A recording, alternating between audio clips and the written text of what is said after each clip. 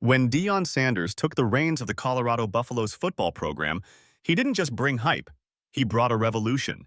The swagger, the media attention, the belief that a once-forgotten program could matter again in the national college football conversation. But now, the man known simply as Coach Prime finds himself at a crossroads, with uncertainty swirling around his health, his contract obligations, and, most pressingly, his future at Boulder. According to a report from USA Today's Brent Schrotenboer, Coach Prime has been away from his duties with the Colorado football team since April, a stretch of nearly 3 months and counting. The reason? Ongoing health complications that have plagued Sanders for years and now seem to be taking a more visible toll.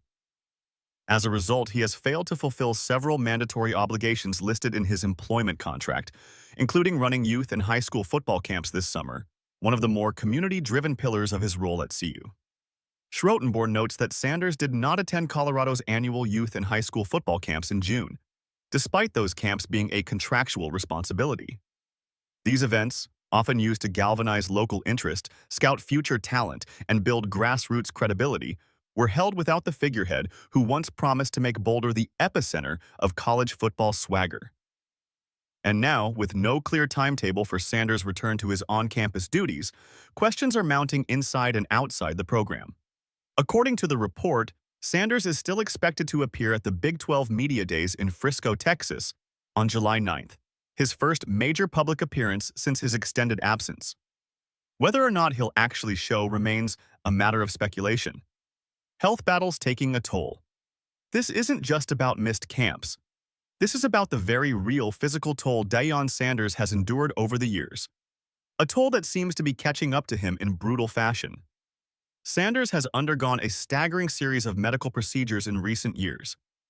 He's suffered from persistent blood clots in his legs, which led to the amputation of 2 toes and multiple surgeries, reportedly over 10, many of which were high risk. In 2021, he was hospitalized for nearly a month due to complications from foot surgery. At times, Sanders has used a scooter and golf cart to move around the practice field. These aren't minor issues.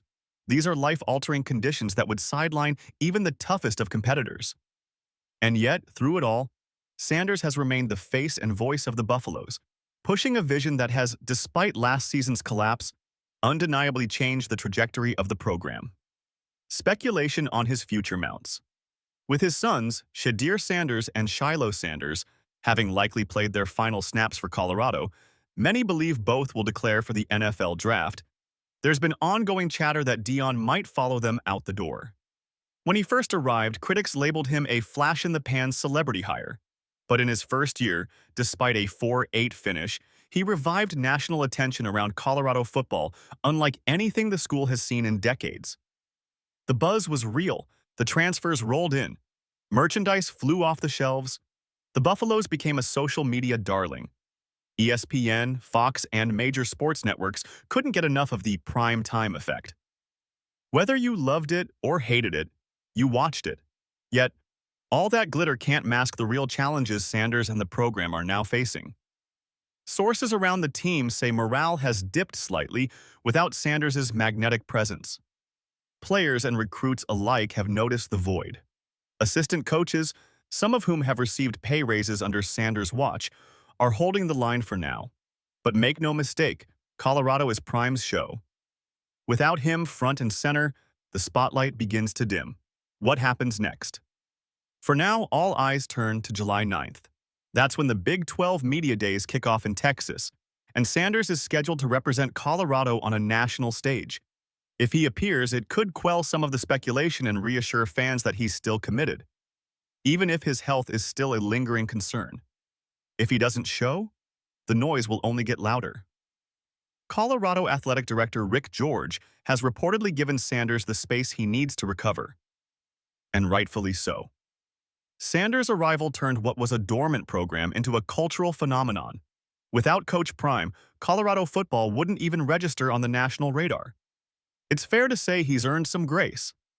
But in the business of college football, especially in this new NIL and transfer portal era, time is not an infinite luxury. Recruiting calendars don't pause. Media obligations don't wait. And boosters, Well, they don't like question marks.